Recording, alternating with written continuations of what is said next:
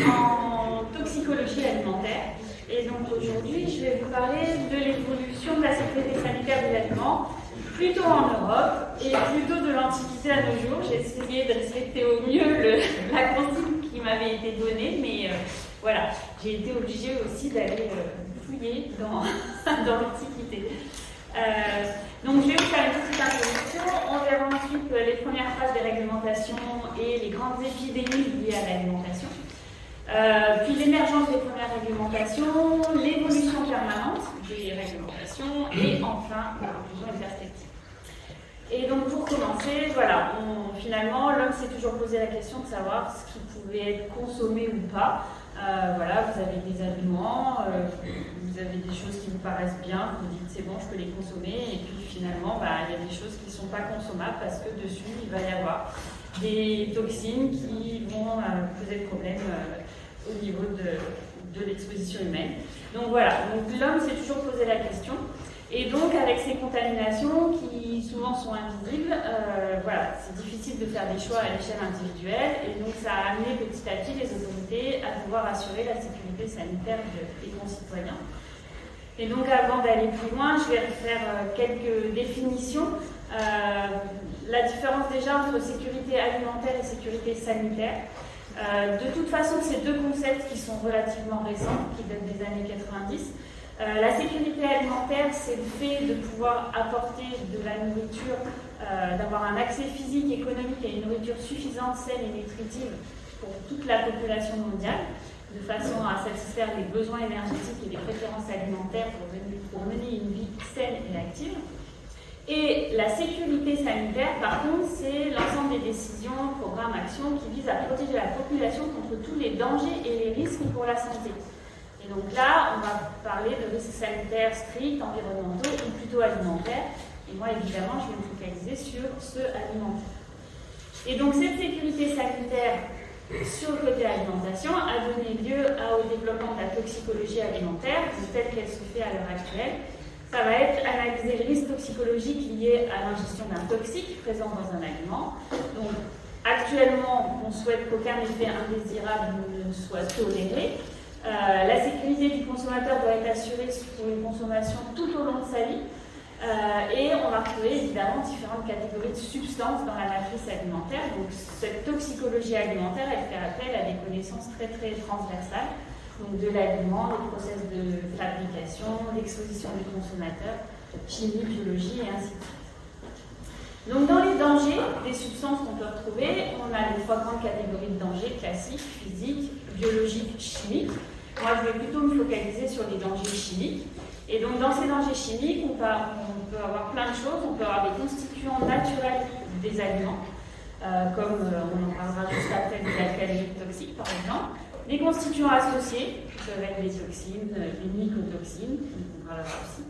Les constituants ajoutés, et là c'est plutôt des choses qui vont apparaître avec toute la production alimentaire, les industries agroalimentaires et le fait d'ajouter un certain nombre de substances pour améliorer entre autres la conservation des produits.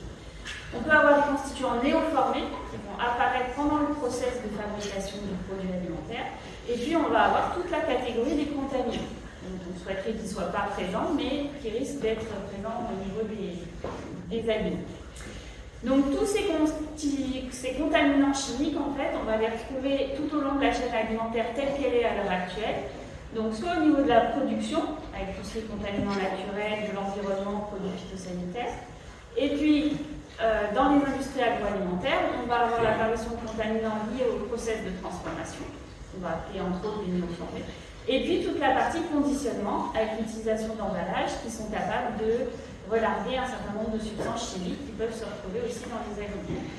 Donc ça c'est voilà, la chaîne alimentaire telle qu'elle est à l'heure actuelle, mais quand on va se replonger dans le passé, on va plutôt être sur la partie production en fait sur les aliments bruts. Toujours avant d'aller un petit peu plus loin, je vous rappelle à tous dans l'assemblée que danger et risque ne sont pas forcément synonymes. Donc le danger, c'est une source potentielle de préjudice. Donc là, nous, on va être plutôt sur un agent chimique présent dans l'aliment et qui peut causer des effets néfastes sur la santé. Et le risque, c'est la probabilité que survienne ce danger. et que ça entraîne un préjudice. Et donc, entre les deux, pour qu'il y ait effectivement risque, il faut qu'il y ait un phénomène d'exposition de la population à ces contaminants chimiques. Donc, en termes d'exposition alimentaire, l'homme va être exposé à des milliers de substances chimiques, et en fait, on a estimé que le nombre de substances auxquelles l'homme est exposé va être inversement proportionnel au logarithme de leur concentration dans les aliments. Ça veut dire quoi? Ça veut dire qu'on va être exposé à des milliers de substances en toute petite quantité, et puis à quelques substances qu'on va retrouver en grande quantité. Et évidemment, quand on va parler d'évaluation du risque, les instances vont d'abord se préoccuper des substances auxquelles on va être exposé en très forte quantité. Donc à l'heure actuelle, on prône plutôt un retour au naturel, voilà, on fait l'artisanat, on a plutôt des alertes dans les médias avec des focus sur l'utilisation des additifs, l'utilisation des produits phytosanitaires. Et ok, donc là on en est là à l'heure actuelle, mais on va se retourner un petit peu sur le passé pour voir que finalement, voilà, ces aliments, ils peuvent quand même amener un certain nombre de contaminations et un certain nombre d'épidémies qui ont lieu et qui ont entraîné plusieurs millions de morts au cours du temps. Alors, les premières traces des premières réglementations, on part de très très très loin. Donc en 3500 avant Jésus-Christ, la première chose qu'on a trouvée, c'est l'apparition d'étiquettes en Égypte pour indiquer la qualité du vin, son lieu de production et la date de fermeture des jarres. C'est vraiment la première chose qu'on trouve. On voit qu'il y a un suivi, on essaye d'avoir un suivi de produits alimentaires. Ensuite, au 5e siècle avant Jésus-Christ, on va avoir des inspecteurs des douanes qui vont regarder la qualité des vins. Et puis ensuite, 1er siècle après Jésus-Christ, à Rome, cette fois, on va avoir les édiles qui vont réprimer les fraudes. Et cette fois, on va être sur les amphores d'huile d'olive. Donc à chaque fois, on est sur des produits plutôt importants. Et on va commencer à essayer de les, entre guillemets, normaliser. Et je vais faire un énorme bond en avant, et j'arrive en 955 où on va avoir des graves épidémies d'ergotisme, on va voir ce que c'est en France, et donc ce sont des effets toxiques qui sont liés à des mycotoxines. Alors les mycotoxines, ce sont des métabolites secondaires qui sont invisibles, qui sont produits par de minuscules champignons de plusieurs genres différents, essentiellement Fusarium, Penicillium et Aspergillus. Et il y a 7 familles principales de mycotoxines. Les aflatoxines, les ochratoxines, la patuline, les triticelles, les fumonizines, la zéaralénone et les alcaloïdes d'ergotin. Je vais assez vite, je passe voilà, juste pour vous donner des grandes notions avant de rentrer dans l'exemple. Et donc ces mycotoxines, en fait, elles ont plein d'effets toxiques différents. Elles peuvent toucher le foie, elles peuvent toucher les reins, elles peuvent toucher le système nerveux, avec des gens qui viennent fous. Ça peut toucher le système endocrine ou la peau. Et donc en fait, ce sont des toxines qui sont très perverses pour les toxicologues parce que, alors, il n'y a pas de mycotoxine sans champignons. Ça, c'est la chose la plus simple. Mais une mycotoxine peut être produite par plusieurs champignons différents et un champignon peut produire plusieurs mycotoxines. D'autre part, c'est pas parce qu'il y a des champignons producteurs de mycotoxines sur un aliment que forcément ils vont produire la mycotoxine. Et inversement, une dormée peut tout à fait contenir une mycotoxine alors que le champignon est plus présent. Donc en fait, c'est très compliqué d'arriver à contrôler cette contamination par une mycotoxine.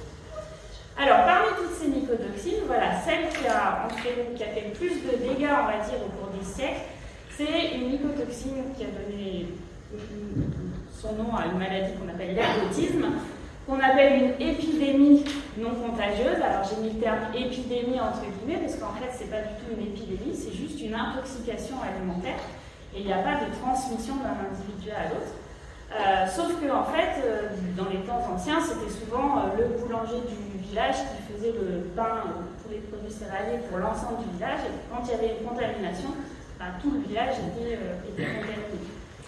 Donc cette mycotoxine, elle est produite par un champignon qui s'appelle Clavicès purpurae et qui va parasiter essentiellement le seigle, un petit peu aussi le blé et l'orge, mais essentiellement le seigle. Et il va produire jusqu'à 12 alcaloïdes différents. Et donc vous voyez, c'est cette forme cette forme noire en fait, que vous avez sur l'épi de seigle, qui est le champignon et qui va produire donc ces mycotoxines.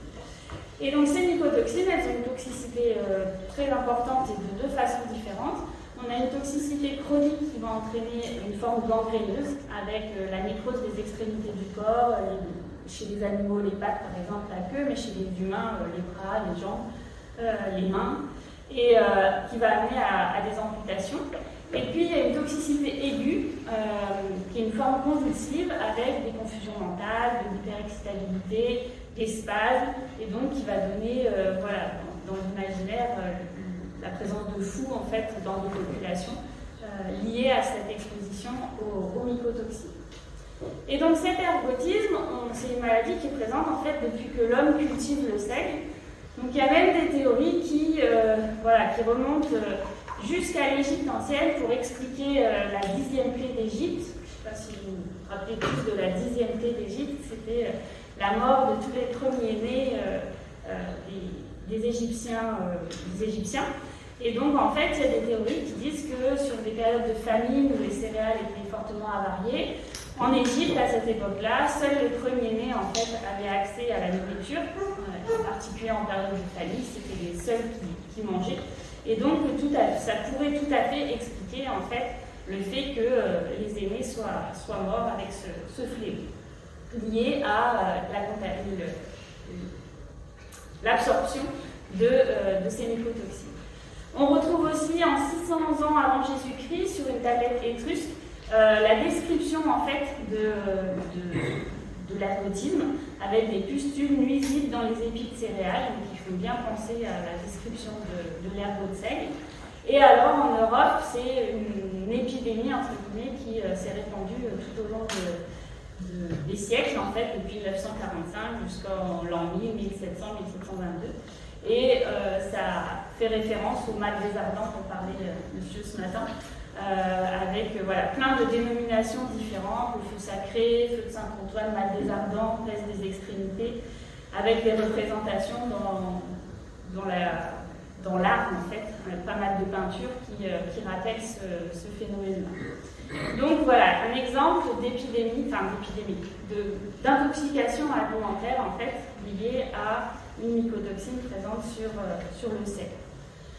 Cette mycotoxine, au final, elle a été identifiée très tardivement. Donc en 1565, on a une description du parasite. Un siècle plus tard, on a la mise en évidence de la nocivité vraiment de l'herbe de seigle, à la fois en France et en Angleterre. En 1751, le terme ergot de seigle entre dans l'encyclopédie, la première encyclopédie. Et puis, dans les années 1800, on arrive à identifier la nature mycologique de l'ergot de seigle. Et enfin, en 1853, on arrive à connaître son cycle de vie avec le phénomène de reproduction du champignon et de synthèse des alcaloïdes. Donc voilà, ça c'est un exemple d'épidémie liée à une intoxication aux mycotoxines. Je vous ai mis deux autres exemples de mycotoxines produites par les fusariums, essentiellement aussi dans les céréales. Les trichotécènes. Donc ces trichotécènes, elles vont être immunotoxiques et hématotoxiques. Les deux plus connus, ça va être la toxine T2 et le déoxynivalenol.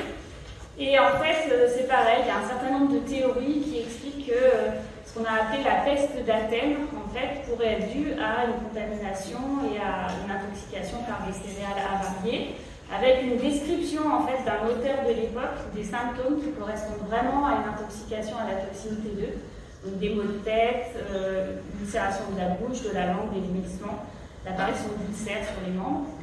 Et on retrouve ces intoxications en Angleterre entre 1500 et 1800, qu'on va appeler la fièvre putride maligne, et également en Russie au XXe siècle, où on va appeler ça l'aleucie toxique alimentaire. Et cette pathologie, c'est une pathologie hémorragique qui est liée à la consommation de pains qui sont préparés avec des grains de blé qui en fait n'ont pas été récoltés et qui ont passé tout l'hiver ensevelis sous la neige. Et donc il y a eu le développement en fait de ces mycotoxines. Et un dernier exemple, la théaralayone, c'est une mycotoxine cette fois qui a des effets qu'on appelle œstrogénomimétiques, c'est-à-dire qu'elle va mimer les hormones œstrogènes de l'organisme.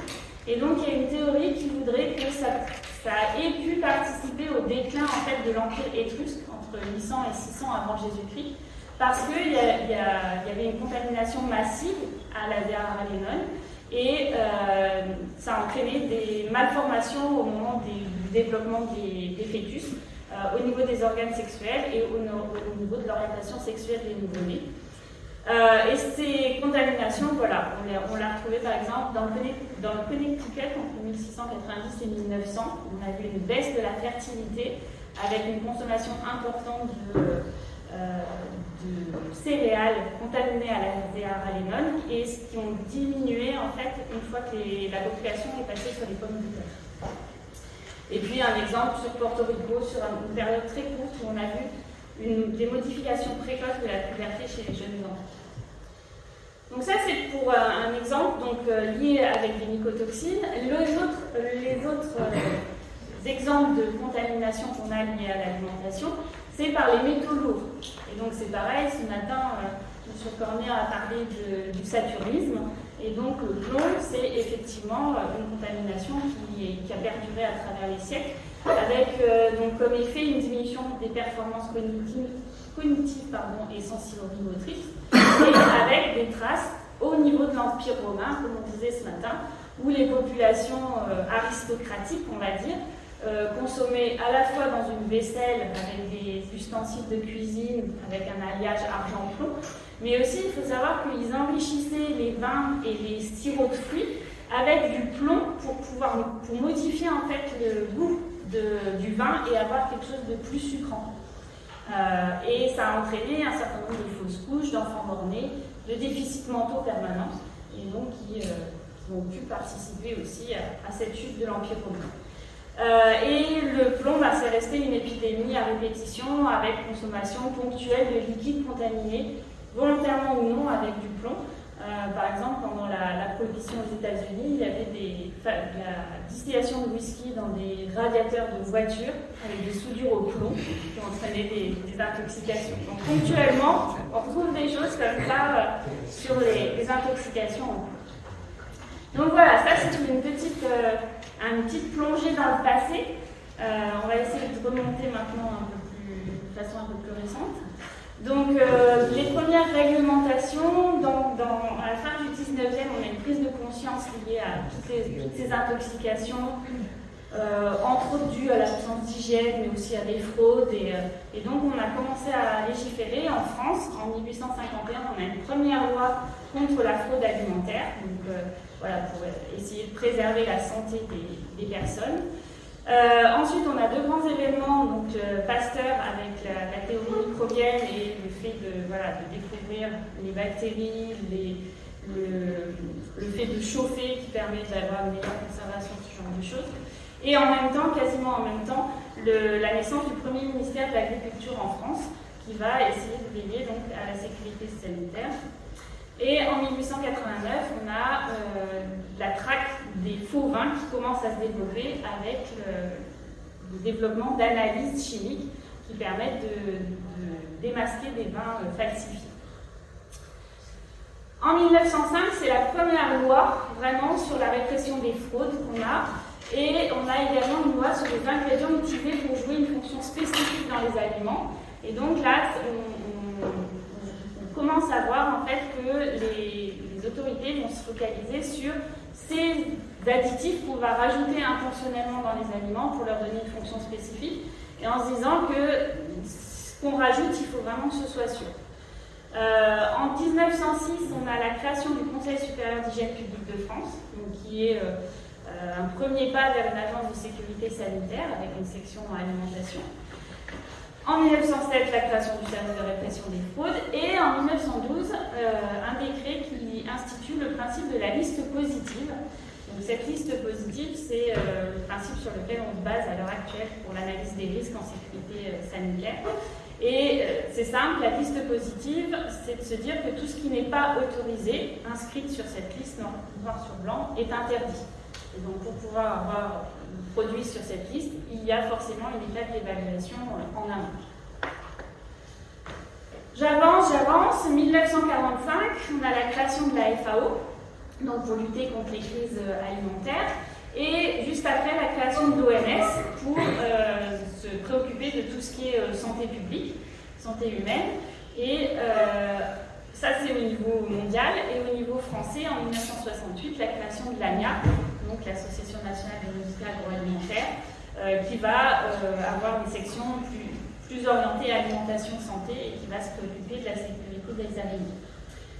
Je fais une petite parenthèse. La création de toutes ces agences, ça va amener petit à petit le développement du principe de l'analyse des risques tel qu'il est fait à l'heure actuelle maintenant pour tout ce qui touche à l'alimentation.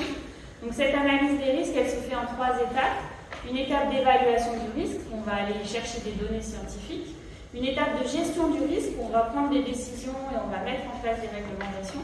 Et une étape de communication sur le risque, où on va échanger des informations entre tous les acteurs. Si on revient sur l'étape d'évaluation du risque, c'est qu'on va aller chercher des données scientifiques pour pouvoir dire est-ce que c'est dangereux ou pas. Il y a également 4 étapes. On va d'une part identifier le danger. Donc si c'est un additif par exemple, c'est la substance qu'on va rajouter. On va le caractériser avec des tests toxicologiques qu'on va réaliser. On va fixer ce qu'on appelle une valeur toxicologique de référence. Et en parallèle, on va évaluer l'exposition. Je vous ai dit tout à l'heure, le risque, il y a deux aspects, l'aspect danger et l'aspect exposition. Donc on va évaluer les deux et on va caractériser le risque en 4 pour regarder si la caractérisation du danger nous permet de comparer à l'exposition et de dire oui ou non, est-ce qu'il y a un risque potentiel ou pas. Je reviendrai dessus un petit peu après. Donc, entre 1948 et 1968, là, j'ai rajouté une case où, en fait, il y a un comité d'experts qui s'est créé au niveau mondial, qui s'appelle le GECFA, et qui va s'intéresser aux additifs alimentaires et qui va faire la première évaluation de ces additifs alimentaires. Et ce groupe de travail va introduire un concept de DJA. Alors, qu'est-ce que c'est que la DJA? C'est une fameuse valeur toxicologique de référence qu'on va déterminer dans la partie caractérisation du danger. Et cette DJA, elle signifie dose journalière admissible. Elle est déterminée pour les substances qu'on va ajouter intentionnellement dans les aliments, donc comme les additifs. Et on peut retrouver la même chose sous la forme d'une DJT, dose journalière tolérable, pour toutes les substances qui sont non intentionnelles, donc qui vont être tous les contaminants potentiels qu'on va pouvoir retrouver dans les aliments. Et la définition de cette DJA, c'est la quantité d'une substance qu'un individu peut ingérer tous les jours de sa vie sans courir de risque pour sa santé, sur la base des connaissances scientifiques actuelles. Donc, ce qui signifie que ces DJA, elles sont amenées à évoluer au fur et à mesure du temps. Et comment est-ce qu'on calcule cette DJA ou cette DJT? On va faire des études chez l'animal et on va prendre la dose où on ne voit pas d'effet chez l'animal et on va diviser cette dose par des facteurs de sécurité. Un facteur 10, pour faire simple, un facteur 10 lié à la différence interespèce. On travaille chez la souris, les rats et on fait une évaluation pour l'homme. Et un deuxième facteur 10 pour la variabilité intra-espèce. C'est-à-dire que si on prend l'amphi, là, vous êtes exposé à une substance, vous n'allez pas tous y réagir de la même façon. Donc, on va calculer cette DJA de cette façon-là. Et ensuite, on va pouvoir comparer cette DJA à l'exposition de la population. Et si l'exposition est inférieure à cette dose sans effet, cette dose journalière admissible, eh bien on considère qu'il n'y a pas de risque pour la population. Donc les additifs ont été évalués comme ça pour la première fois dans les années 60. Je refais un bond en avant. Cette fois, on va passer au niveau européen. Donc il y a une réglementation européenne qui s'est mise en place petit à petit. Je vous passe tout l'historique. On arrive en 2002 en fait avec la Food Law, qui est un ensemble de textes qui va régir toutes les denrées alimentaires et qui va donner naissance à l'agence d'évaluation du risque au niveau alimentaire qui va être l'EFSA. Donc je ne vous détaille pas tous les textes. De chaque règlement a un numéro officiel qu'on peut retrouver en ligne facilement. Et donc ça va nous donner un panorama de ce type-là. On va avoir une partie européenne plus ou moins harmonisée, avec en haut des agences d'évaluation des risques, donc qui vont regarder vraiment, faire des études.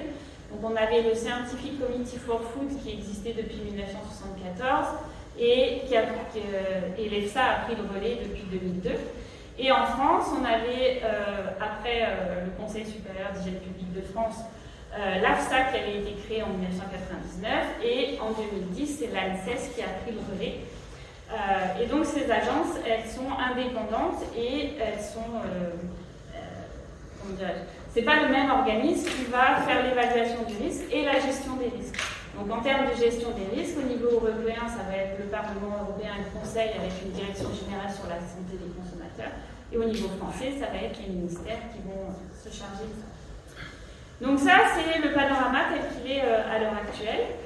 Et donc, on a un certain nombre de groupes de dangers chimiques qui sont régis par la législation à l'heure actuelle. Donc on va retrouver en tant qu'ingrédients alimentaires les additifs, les enzymes, les arômes et les sources de nutriments.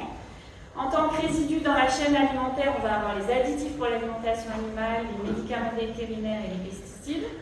On a également les contaminants qui sont réglementés, tous les polluants environnementaux, les contaminants naturels, les contaminants liés au process de fabrication.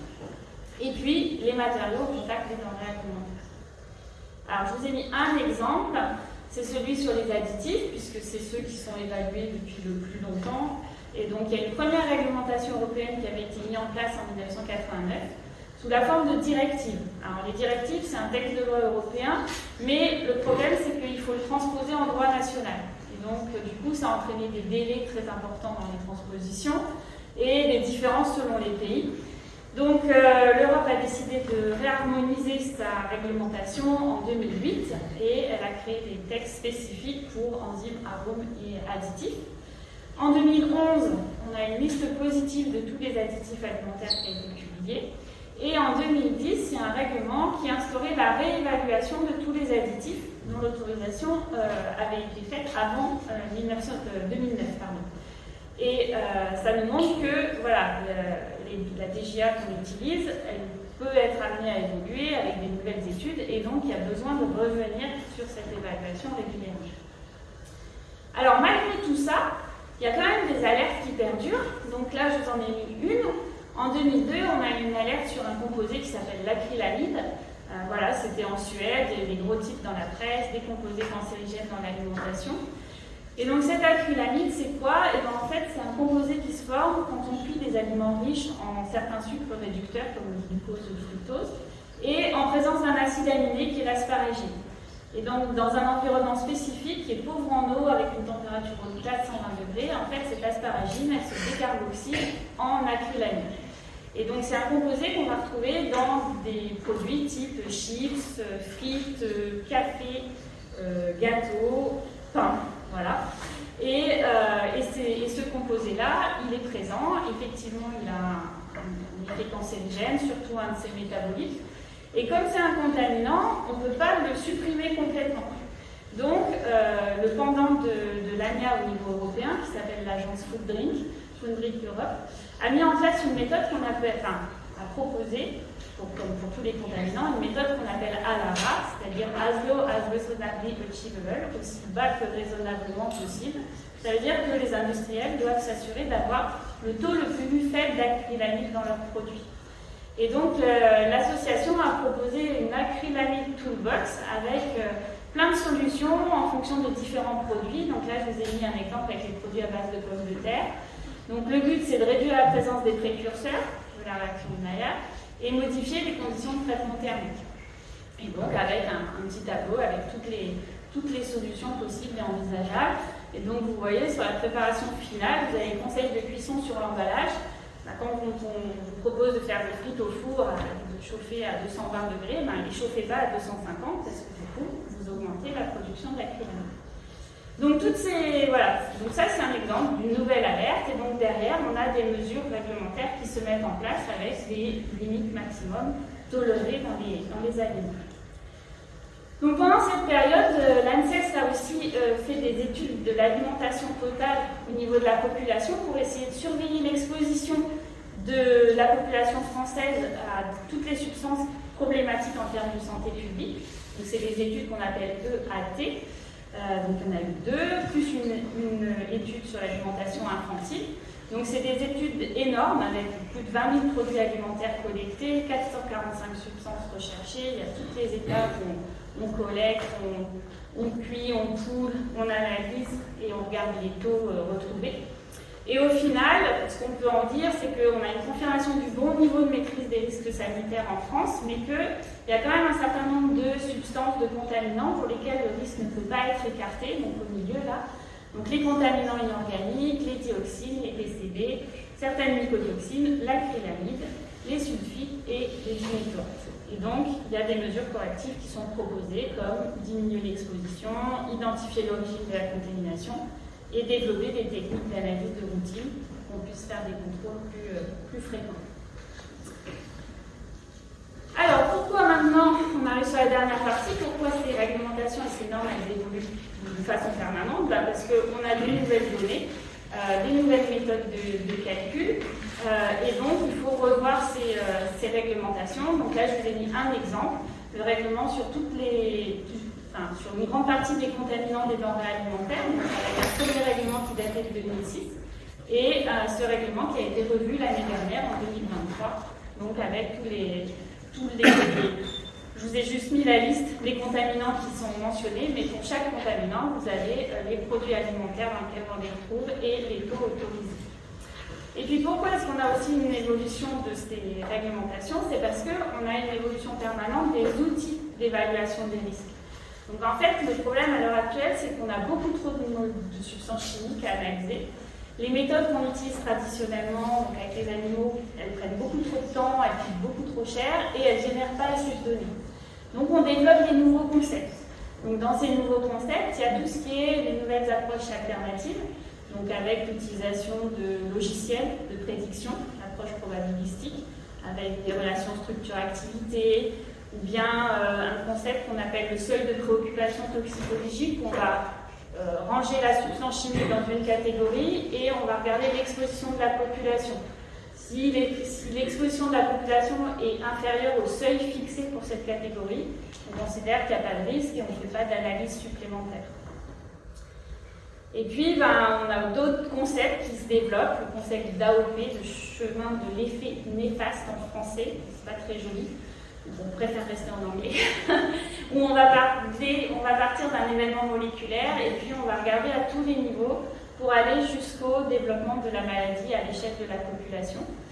Ou l'approche IATA, qui sont les approches intégrées de tests et d'évaluation, où pareil, au lieu d'utiliser uniquement les méthodes in vivo, on va rajouter tous les tests qui peuvent se développer, que ce soit in silico avec des logiciels, que ce soit in vitro sur des modèles en culture, l'approche AOP, pour essayer en fait d'avoir le maximum d'informations et de pouvoir prendre des décisions en connaissance de cause. Donc en conclusion de tout ça, on peut dire que l'alimentation reste une source de danger, qu'il y a eu la création de l'agence d'évaluation de risques spécialisée et la mise en place de réglementations européennes harmonisées. Donc on a une nourriture qui est de plus en plus sûre, entre autres on a une augmentation de la durée de vie, on a moins de maladies, donc c'est plutôt positif.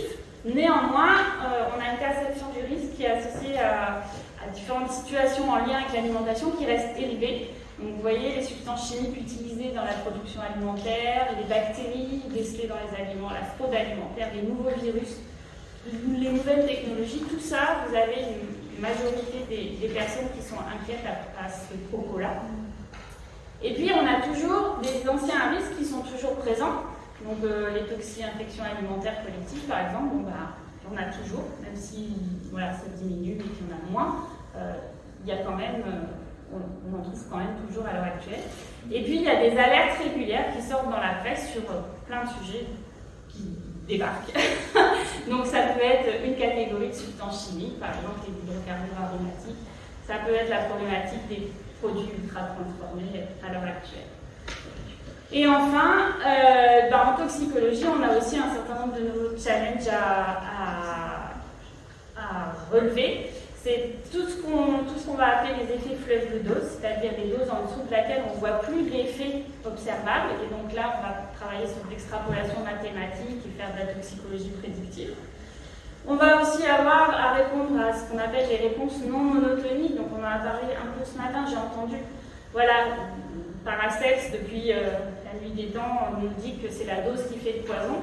Mais avec nos fameuses substances perturbateurs endocriniens, œstrogénomimétiques, on voit que des fois, à très très faible dose, on peut aussi avoir des effets. Et donc ça peut remettre en cause notre utilisation de la dose journalière admissible, qui était basée sur la dose sans effet. Et donc si on descend et que finalement on voit un effet, ça remet tout en cause. Et puis enfin, les fameux effets cocktail, parce que toute l'évaluation du risque à l'heure actuelle, elle est faite substance par substance, individuellement. Or, on est exposé à un cocktail de substances chimiques, et ça, pour l'instant, on ne sait pas très bien comment l'évaluer. Voilà. Je vous remercie pour votre attention.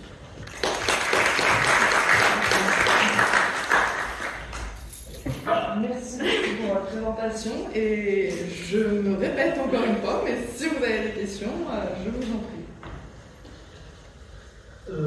Est-ce qu'on peut vraiment être optimiste par rapport aux études faites sur la toxicologie, les aliments? Je fais référence aux articles de Stéphane Foucard en Monde qui régulièrement nous informent de rapports qui sont laissés dans les placards, qu'on ne peut pas lire, au nombre de cancers qui explosent. Et notamment, il y a une étude récente qui a montré que le nombre de jeunes américains atteints de cancer avait explosé. Ouais. Donc, on n'a pas encore peut-être touché l'impact de toutes les compléments alimentaires dans la population, et les effets vont être lisibles dans les 20 ou 30 années qui viennent. Oui, il y a ça, et puis il y a le fait qu'il n'y a pas que l'alimentation. En oui, fait, voilà, on tombe sur la pollution atmosphérique. Voilà, c'est ça. En fait, c'est la pollution globale, la contamination globale de milliers de substances en petite quantité tout au long de notre vie. On sait que, voilà, typiquement, la cible de ce genre de choses, c'est l'effet génotoxique et le développement de cancer. Mais pour l'instant, quand on parle de matière, dans l'alimentation de substances chimiques, c'est vrai que pour l'instant, on les identifie une par une, on les évalue. Ça, c'est des évaluations qui sont solides, mais toute la problématique, c'est, voilà, maintenant, qu'est-ce qu'on fait de ce mélange de substances auquel on est exposé, et comment on essaye d'évaluer le risque lié à ça. Mais là, pour l'instant, il y a des gens de l'ANSES qui travaillent dessus. Du coup. Après, moi, c'est pas du tout mon domaine. Mais je pense qu'il y a, voilà, il y a beaucoup de choses on va le voir apparaître petit à petit, en fait, parce que c'est des pathologies où on a des temps de latence très importants. Et on sait aussi que les contaminants chimiques sont impliqués dans les maladies de type obésité. Donc tout ce qui est syndrome métabolique, voilà, les contaminants jouent aussi un rôle dedans.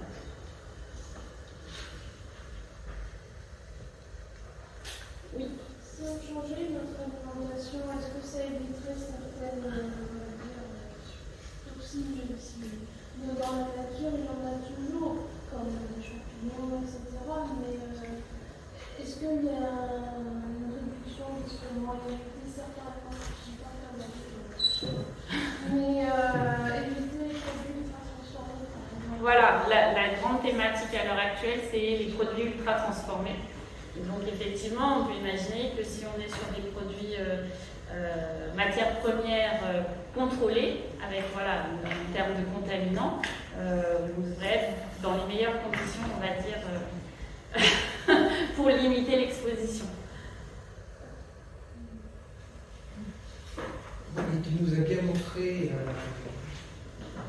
toute cette progression dans l'évaluation du risque et puis des choses de plus en plus fines, de plus en plus pointues, qui arrivent à de nouveaux concepts et avec bien évidemment une protection du consommateur, et puis aussi malgré tout ces scandales sanitaires qui font que le consommateur est quand même de plus en plus inquiet malgré qu'il se sente de plus en plus protégé. Et puis aujourd'hui, il y a une espèce de paradoxe qui apparaît par le fait qu'on dit sur certains étiquetages aux consommateurs, finalement prenez-vous en charge, et puis si je pense à la DDM et puis à ce qu'on a fait un groupe qui n'est pas très loin ici, à M. Saunier sur son étiquetage, c'est-à-dire observer si la DDM est dépassée, observer, santé, goûter, et puis si vous trouvez ça pas mal, mangez-le quand même. Ouais. Donc j'ai l'impression que d'un côté on surprotège le consommateur, et puis d'un autre côté, on lui renvoie la balle en lui disant bah, finalement on goûte et puis si ça passe. En fait, je pense qu'on est arrivé à. Ce paradoxe-là, Ouais. on est sur une balance là qui, à mon avis, brouille un peu le discours et peut avoir un aspect quand même un petit peu. En fait, je ne veux pas dire dangereux, mais oui, le ça. consommateur s'y perd un peu. En fait, je pense qu'on était arrivé à un maximum en termes de protection du consommateur, sauf que d'un autre côté, il faut lutter contre le gaspillage alimentaire et autres. Et donc là, de ce côté-là, on va essayer d'assouplir et ça donne lieu à ce genre de choses où effectivement on revient à des pratiques de bon sens, on va dire.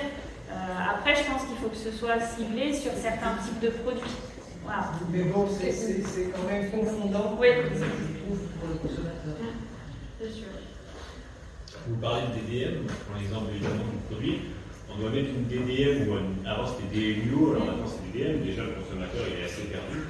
Une DLUO c'est bien un principe où c'est une date limite d'utilisation optimale et à partir de ce moment-là le produit perd ses qualités organoleptiques. C'est ça. Ben, les gens quand ils rentrent dans un magasin ils voient ça un mois avant la fin de la DLUO, ils ne veulent plus l'acheter. Alors que le produit est encore bon au moins. Oui. Déjà, la DLUO est absurde parce qu'en général, le produit peut survivre au moins un an de plus. Ça dépend de quoi, hein, si on n'est pas produit frais. Et en plus, les gens, en fait, ça empire en termes de gaspillage alimentaire, plus que ça le facilite. Est-ce que vous savez si là-dessus il y a des choses qui avancent? Parce que finalement, c'est plus un frein à l'achat. Non, ça, je ne sais pas du tout. Je sais pas du tout. Mais oui, je comprends très bien que pour le consommateur lambda, c'est assez incompréhensible en fait. Moi, je connais des gens, voilà, la limite est dépassée du yaourt dans le frigo, ils jettent. Alors que. Alors vous leur avez dit notre tour. Alors je leur ai dit qu'ils pouvaient le garder pendant un an, il n'y avait pas de problème. Oui. Là, pour le principe, ça sert le fait de d'ouvrir, d'être avec la crème fraîche. Moi, ça sent bon. Ben, ok. Non, mais c'est pour savoir si ça avance là-dessus. Mais c'est compliqué parce que comme après on est dans une société où dès qu'il y a quelque chose qui ne va pas, le consommateur attaque en fait. Très violemment. Voilà, donc c'est